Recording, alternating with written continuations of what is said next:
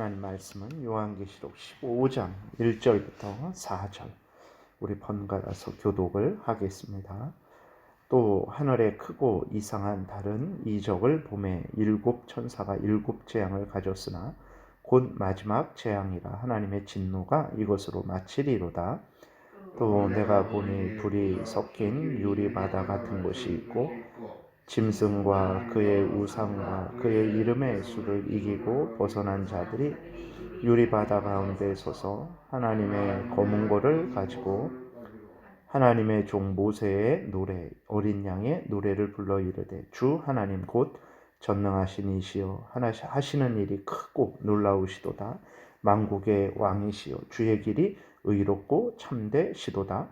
주여 누가 주의 이름을 두려워하지 아니하며 영화롭게 하지 아니하오리이까. 오직 주만 거룩하시나이다. 주의 의로우신 일이 나타났음에 만국이 주께 경배하리이다 하리라. 아멘. 기도드리겠습니다. 살아계신 하나님, 오늘도 은혜를 내려주셔서 감사를 드립니다. 하나님의 말씀을 또 전하고 듣습니다. 성령께서 역사하셔서 잘 깨달아 알게 도우시고 성경을 통해서 알려주시는 하나님의 뜻을 마음에 새기고 또 믿고 준행하게 도우소서. 이스라엘 백성들이 홍해를 건너고 하나님을 찬양했던 것처럼 또 우리도 천국에서 하나님과 함께 있으면서 하나님께 영광을 돌리는 복된 신앙생활을 하게 될 줄을 믿습니다. 예수님 이름으로 기도드렸습니다. 아멘. 오늘은 이제 그 마지막 재앙 전에 또 천국에서 또 이루어지는 그러한 일들에 대해서 이제 기록이 되어 있는 것을 보게 됩니다.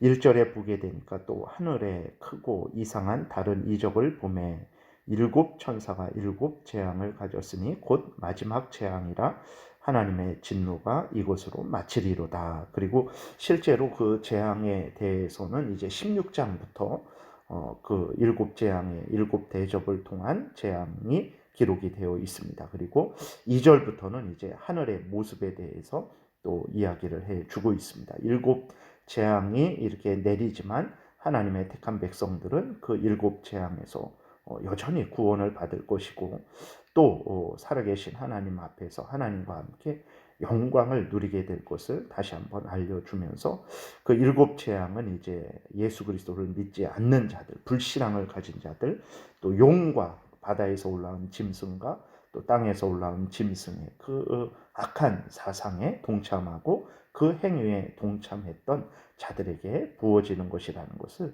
또 일러주시는 것이죠. 그래서 하나님의 택한 백성들을 위로하시고 힘을 주시고 소망을 갖게 하시는 것입니다. 그 1절 읽었는데 거기에 이것이 마지막이다 라고 이렇게 기록이 되어 있어요. 그랬을 때 이것이 마지막 재앙이죠. 근데 우리가 앞에서 계속 말씀을 드렸듯이 그 일곱 대접의 재앙이 마지막이다 라고 그랬을 때에 인을 통한 재앙이 오고 그 다음에 나팔 재앙이 오고 그 다음에 그 대접을 통한 재앙이 와서 이게 마지막으로 부어질 재앙이다. 이런 차원의 마지막 재앙은 아닙니다. 앞에서 계속해서 말씀드렸듯이 일곱인의 재앙은 예수님의 초림부터 재림까지 그 전체를 의미하는 것이거든요. 그 다음에 나팔을 통한 재앙도 마지막 날 예수님 오시기 직전에 그 나팔을 통한 재앙이 이루어지는 게 아니라 예수님의 초림부터 재림까지의 전 그러한 그 역사 가운데 일어나는 하나님의 그러한 은혜와 또 하나님의 형벌이 기록이 되어 있는 거예요. 대접의 재앙도 마찬가지입니다. 예수님의 초림부터 재림까지의 전 기간에 대한 그러한 재앙이라는 것을 우리가 기억해야 됩니다. 그러면 왜 마지막 재앙이다라고 그렇게 사도 요한이 기록을 했는가? 이게 시간적으로 마지막 재앙, 종말 때에 아주 종말 직전에 인 재앙은 종말 전에, 그 다음에 그 좀 더 전에, 그 다음에 나팔 재앙은 그 좀 더 종말에 가깝게, 그 다음에 대접을 통한 재앙은 정말 그 끝에 이 오기 때문에 마지막 재앙이라고 그런 것이 아니라 사도 요한이 하나님을 통해서 예수 그리스도를 통해서 이 환상을 봤죠. 계시를 봤죠. 그 계시를 본 재앙 중에 마지막으로 본 재앙이다라는 그러한 의미로 그렇게 기록되었다라는 것을 우리가 기억을 해야 되는 것입니다. 그래서 이것이 우리가 왜 그러냐면 인재앙, 나팔재앙, 대접을 통한 재앙이 이게 마지막 때에만 있을 거라고 생각을 하게 되면 그것은 그냥 지금 우리는 아까 우리가 그 살펴봤던 대로 요한계시록 12장 또 13장을 통해서 사탄 마귀와 그 무리들 바다에서 올라온 짐승 또 땅에서 올라온 짐승이 그렇게 하나님을 대적하고 교회를 핍박하고 하나님의 백성들을 유혹하고 그렇게 또 수많은 불신앙을 가진 사람들을 미혹해서 자기들의 종 삼고 이런 일들이 마지막 때에만 있을 걸로 그렇게 생각을 하는 거예요. 그래서 지금은 아직 인재앙이 나타나지 않았고 지금은 아직 나팔재앙이 나타나지 않았고 지금은 아직 그 대접재앙이 나타나지 않았다라고 그렇게 생각을 해요. 그러나 12장 13장을 통해서 봤을 때 그 사탄 마귀와 그 무리들이 얼마나 무섭고 그렇게 공격적으로 정말 그리스도인들을 죽이고 핍박하고 수많은 사람들을 미혹해서 자기들의 종 삼고 그 우상을 경배하게 하고 그런 것들을 보게 됩니까? 그런 것들이 예수님의 초림부터 지금까지 악한 사탄 마귀가 아담을 유혹해서 타락시킨 이후부터 마지막 종말까지 항상 있는 일이라는 것을 우리가 기억을 해야 되는 것입니다. 그래서 우리가 이것을 예수님 오시기 직전에만 지금은 아직은 아니고 앞으로 일어날 재앙이다라고 생각을 하게 되면 이렇게 우리에게 말씀을 해주셔서 우리로 하여금 경계하게 하시고 또 경계하면서도 위로를 얻고 소망을 얻고 힘을 얻게 하시는 이 말씀이 지금은 우리에게 필요 없는 말씀이 되어버리는 거예요. 그래서 살펴봤듯이 인재앙도 나팔재앙도 또 살펴볼 대접재앙도 다 예수 그리스도의 초림부터 재림까지의 전 기간을 통한 하나님의 말씀이라는 것을 우리가 기억해야 됩니다. 그래서 이것이 마지막이다라고 그랬을 때 이게 정말 직전에 지금은 아니고 정말 직전에만 올 재앙이기 때문에 마지막 재앙이다 이게 아니라 사도 요한이 본 재앙 중에 처음에는 이제 인재앙을 봤죠. 인을 떼할 때 재앙이 임하는 거, 그 다음에 나팔을 불 때 재앙이 임하는 거, 그 다음에 하나님이 끝으로 대접을 쏟을 때 재앙이 임하는 걸 그렇게 보여주셨기 때문에 마지막 재앙이다. 요한이 본 재앙 중에 마지막 재앙이다. 이런 차원의 의미라는 것을 기억해야 됩니다. 그 다음에 2절에 보게 되면 또 내가 보니 불이 섞인 유리바다 같은 것이 있고 짐승과 그의 우상과 그의 이름의 수를 이기고 벗어난 자들이 유리바다가에 서서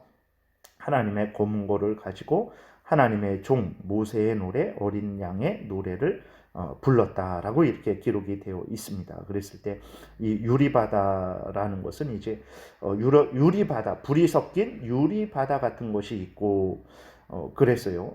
짐승과 그의 우상과 그의 이름의 수를 이기고 벗어난 자들이 유리바닷가에 서서 하나님의 검은고를 가지고 하나님을 찬양을 하는 거예요. 이들이 바로 그 14만 4천 명입니다. 14장 1절에 나와 있는 대로 이 14만 4천 명은 신천지 사람들이 그 자기들이라고 말을 하는데 그건 아주 진짜 말도 안 되는 거짓말이고 이 유리바다 가운데 서서 하나님을 찬양하는 그러한 사람들이 누구냐?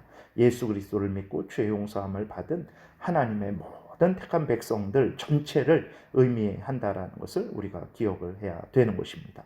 그리고 이게 무슨 이야기인가? 불이 섞인 유리바다 같은 곳에서 거기에서 하나님을 찬양한다라는 것은 무엇을 의미하는가? 불이 섞인 유리바다라는 것은 무엇을 의미하는가?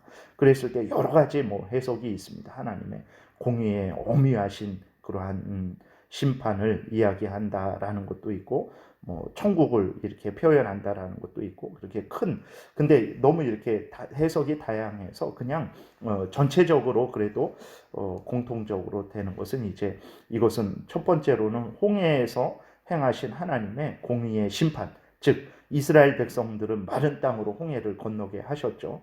그리고 뒤따라오는 애굽 왕과 바로의 군대는 하나님께서 그 홍해에 수장을 시키셨습니다. 그래서 그 모습을 표현하는 것으로 보고 있습니다. 그래서 하나님의 공의의 심판으로 애굽 왕과 그 군대들은 이제 멸망을 받았고 이스라엘 백성들은 구원을 받았죠. 그래서 그들이 그 구원받은 홍해를 마른 땅으로 건넌 이스라엘 백성들이 하나님 앞에 서서 하나님을 찬양하는 모습, 이들이 모세의 노래, 어린 양의 노래를 불렀다 그랬는데 이제 그 앞에서 말씀드린 대로 모세의 노래는 홍해를 건너게 하신 애국 군대를 건너게 하셨고 또 쫓아오는 애국 군대를 수장시키신 하나님의 구원과 심판을 찬양하는 노래로 이렇게 보시면 되겠습니다. 그리고 그 노래와 같이 그렇게 구원을 받은 이스라엘 백성들이 하나님을 찬양한 것 같이 어린 양 예수 그리스도에 의해서 구원을 받은 하나님의 택한 백성들이 이제 천국에서 하나님과 함께 하면서 어린 양이신 예수 그리스도를 찬양하는 것, 하나님을 찬양하는 그러한 노래를 부르고 있는 모습을 표현한 것으로 우리가 해석을 그렇게 하고 있는 것입니다. 그 다음에 주 하나님 곧 전능하신 이시여라고 이렇게 기록이 되어 있어요. 그렇죠. 하나님은 주님이시라는 것을 우리가 늘 기억을 해야 됩니다.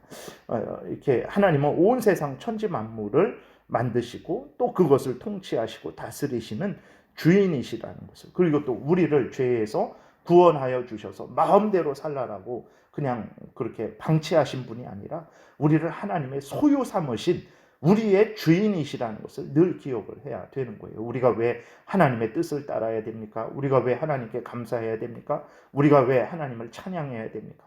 하나님이 우리의 주인이시기 때문에 그런 거예요. 우리가 왜 내 탐욕을 따라서 살아가지 말아야 됩니까? 내가 나의 주인이 아니고 하나님이 예수 그리스도 안에서 나의 주인 삼으셨기 때문에 그렇다라는 것을 기억해야 됩니다. 그래서 하나님이 주라는 것을, 주인이시라는 것을, 나의 창조주요, 나의 구원자요, 나의 통치자요, 나의 소유자라는 것을 우리는 늘 기억을 해야 됩니다. 이것이 이제 분명하게 마음속에 이렇게 확정하지 않으면 주인이 내가 되는 거예요. 그래서 내 마음대로, 내 기분대로, 내 하고 싶은 대로, 내 원하는 대로 그렇게 내가 나의 주인이 되어서 살아가게 된다는 것을 기억을 해야 됩니다. 하나님이 주님이시라는 것을, 어린 양 예수 그리스도가 나의 주라는 것을, 주는 바로 그런 거예요. 하나님이 나의 종이 아닙니다.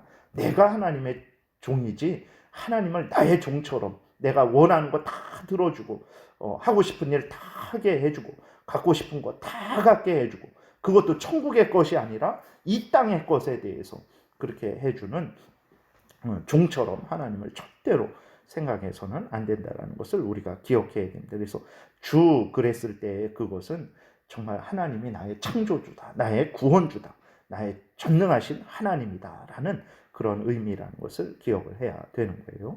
그 다음에 하나님은 전능하시죠. 하시는 일이 크고 놀라우십니다. 우리는 무능합니다. 그러나 하나님은 전능하시다라는 사실을 잊지 마십시오. 우리는 무지하고 무능하고 할 수 없죠. 그러나 하나님은 전지전능하셔서 모든 일을 하실 수 있습니다. 죽은 자를 살리시기도 하시고 병든 자를 고치기도 하시고 없는 것을 있게도 하시는 살아계신 하나님, 있는 것도 우리가 두려워하지 말아야 될 것을 있는 것도 없게 하실 수 있는 하나님이시라는 것을 기억을 해야 되는 것입니다. 그래서 인간이 전능한 게 아니라 하나님이 전능하다. 근데 그 하나님이 누구냐? 나의 주다. 나를 하나님의 자녀 삼으신 나의 하나님 아버지다라는 것을 우리가 확신할 때에 힘과 위로를 또 악한 사탄 마귀와 그 무리들을 능히 대적할 수 있게 되는 것이죠.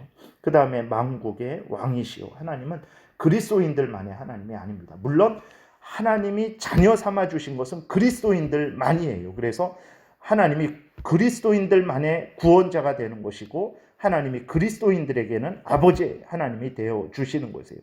그렇다고 해서 하나님 불신자들과는 상관없냐? 아닙니다. 앞에서 말씀드렸듯이 하나님은 그 모든 만물의 창조주고 통치자고 다스리시는 분이라는 것을 기억해야 됩니다. 그러니까 그 불신자들은 하나님과 원수지만 그렇다고 해서 하나님의 그 주권 하에 없는 것이 아닙니다. 하나님의 주권 하에 있는 거예요. 우리는 예수 그리스도 안에서 용서받고 하나님과 화목하게 된 자들이에요. 하나님을 나의 하나님으로 또 하나님이 우리 하나님으로 되어 있는 상태죠. 그렇다고 해서 우리가 오해하지 말아야 될 것은 하나님이 그리스도인들만의 하나님이냐? 그게 아니라 물론 아버지로서 구원주로서는 그리스도인들만의 하나님이지만 온 세상 만물의 통치자로서 창조주로서 주인으로서는 그러한 모든 불신앙을 가진 사람들에게도 주인이시라는 것을 기억해야 됩니다. 그래서 지금도 불신앙을 가진 사람들이 자기 마음대로 자기 뜻대로 살아간다라고 생각을 하지만 그렇지 않습니다. 하나님께서 그들을 주관하고 다스리고 계신 것이고 그들이 행한 대로 마지막 때가 되면 심판하실 것이라는 것을 우리가 기억을 해야 되는 것입니다. 하나님은 만국의 왕이시라는 것을 늘 잊지 말아야 되죠. 그리고 하나님은 그 주의 길이 의롭고 참되시다 그랬어요. 우리 그리스도인들도 이 땅에서 하나님을 생각할 때 하나님이 참 불공평하신 것 같다. 하나님께서 행하시는 것이 의로우시지 않은 것 같다라고 느낄 때가 많단 말이에요. 절대로 그렇지 않습니다. 하나님이 행하시는 모든 일들은 하나님이 말씀하시는 모든 말씀들 그들은 의롭고 참되다라는 것을 우리가 분명히 기억을 해야 되는 것입니다. 그 다음에 4절에 보게 되면 주여 누가 주의 이름을 두려워하지 아니하며 영화롭게 하지 아니하오리이까 오직 주만 거룩하시니이다. 주의 의로우신 일이 나타났음에 만국이 와서 주께 경배하리이다. 마지막 때에 그 모든 인간의 그 죄로 인해서 아주 어그러진 그 교묘한 거짓말과 위선, 그 무지, 그러한 모든 것들을 하나님께서 다 드러내실 것이고 결국 그때에는 믿는 자나 믿지 않는 자 모두가 하나님 앞에 무릎을 꿇게 될 것입니다. 그리고 그리스도인들은 예수 그리스도로 말미암아 그 용서받고 하나님의 자녀된 그 그리스도인들은 하나님께 감사와 찬양을 돌릴 것이고 악한 사탄 마귀와 그 짐승들의 표를 받은 자들, 그 악한 사상에 동참하고 그 악한 행위를 했던 자들은 정말 하나님의 공의의 심판 앞에 정말 떨며 그 하나님의 엄위하신 형벌을 이제 받게 될 것이라는 것을 우리가 기억을 해야 되겠습니다. 그래서 이러한 것들을 우리에게 미리 알려주시면서 지금 우리들로 하여금 소망을 갖게 하시고 악한 사탄 마귀와 그 무리들의 악한 사상에 동참하지 않게 하시고 인내하고 견디게 위로를 주고 계신 것입니다. 기도드리겠습니다. 살아계신 하나님 아버지, 오늘도 은혜를 내려주셔서 감사를 드립니다. 우리가 무엇이 간데 이렇게 하나님의 참 엄미하신 심판을 행하실 때마다 우리들에게는 힘을 주시고 위로를 주시고 소망을 주시고 그때까지 견디고 인내할 수 있도록 이렇게 복된 말씀을 전해 주시는지요. 하나님 아버지, 이 전해 주시는 이 말씀을 마음 깊이 새기게 도우시고 잠시 잠깐 오면 우리가 하나님 앞에 서서 어린 양 되신 예수 그리스도 앞에 서서 영광을 돌리게 될 것이라는 것을 우리가 기억하게 하시고 그때까지 이 땅에서 악한 사탄 마귀와 그 무리들을 경계하게 도우시고 그 악한 사상과 악한 일에 동참하지 말게 도우시고 항상 하나님을 경외하고 하나님 말씀을 따라 살아가게 도와 주옵소서. 예수님 이름으로 기도드렸습니다. 아멘. 찬양하라 내 영혼